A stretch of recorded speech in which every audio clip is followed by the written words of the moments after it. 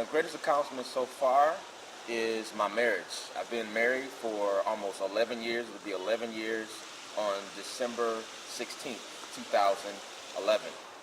And I'm very excited about that because I'd probably be a hot mess right now without my wife.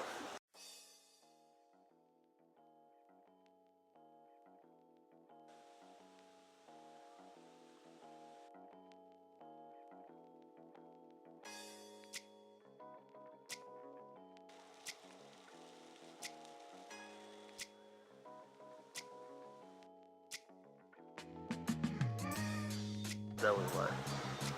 Marriage. So the first 5 years, I guess I have to say, were pretty rough. I mean, a lot of arguments, a lot of disagreements, a lot of personality clashes, and a lot of us getting upset, walking out the room, and all that kind of stuff. But the thing is, we just stuck it out. And sometimes I think half of having a strong marriage is really sticking it out. I mean, sometimes your commitment has to be places your love isn't. And sometimes the love, you find the love as you stay committed.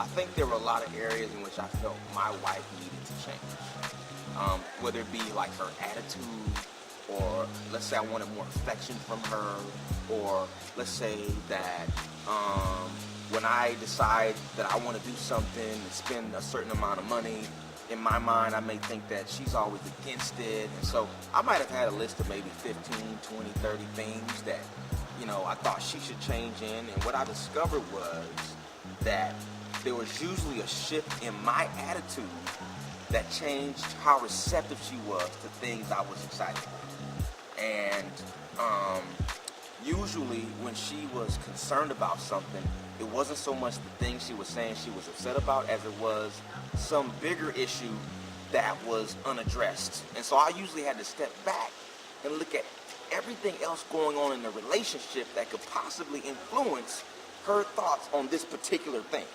Because it usually wasn't just that particular thing. It was maybe a series of things that happened over the past few months where I was dropping the ball, where I was being snappy, where I was not being present, even when I was present. And so what happens is, I think in a relationship, you build equity. And I kept what I was doing. I was asking for withdrawals from my wife, and I wasn't making deposits. And so what I started doing was looking at places where I needed to make deposits outside of the things that I was asking. And that over time began to change some of her attitude. But at the same time, it's still a growth process, and there's still things that I have to go in. So what I think is that a person really just has to make a decision. And there's always going to be some uncertainty in it. You're always going to think that maybe I should have married. I mean, you can always think maybe you should have married somebody else. But I think once you make that decision, and you are basing that decision on mature reasons. Like, for example, if you made a list of mature qualities you're looking for in a person, and that person fits those mature qualities, and that person appears to have all the right things, and you've done your due diligence, I think you just need to make a decision and move forward with it and accept it.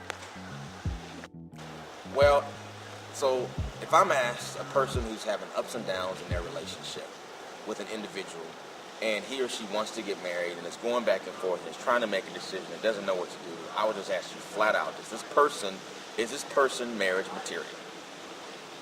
Is this person somebody that you want to spend 50, 60, 70 years with and never break up and never marry somebody else?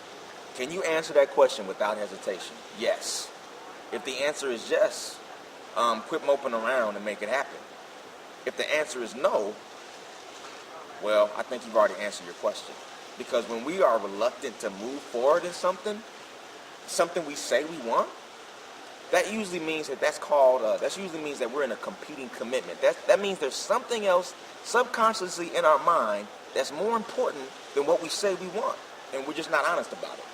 It could be that a lot of times people get in relationships and it's kind of like self-esteem candy. It's not really nourishing us, but it's kind of satisfying us for the moment because we don't really feel like making the changes we need to make to meet the real person we need to meet. I find that it's a scary thing sometimes to get what we're really looking for because what it requires of us is maturity. It requires of us growth, and it's much easier for many people simply to tolerate people who are immature than to make the changes in our maturity to be with someone who truly is mature. How do you know if you have a good marriage? I think you should take an assessment. There's all kinds of free assessments from reputable counseling and marriage services. Many of them you can take online, and it will give you a quick snapshot of your relationship. You want to take it a step further?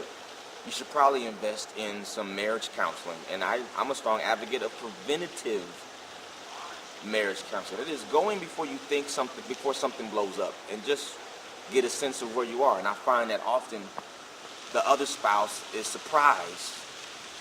Like one spouse is surprised at what the other spouse thinks or has been thinking. And so that's a good place to kind of find out where you are. Just, kind of do that assessment and go from there.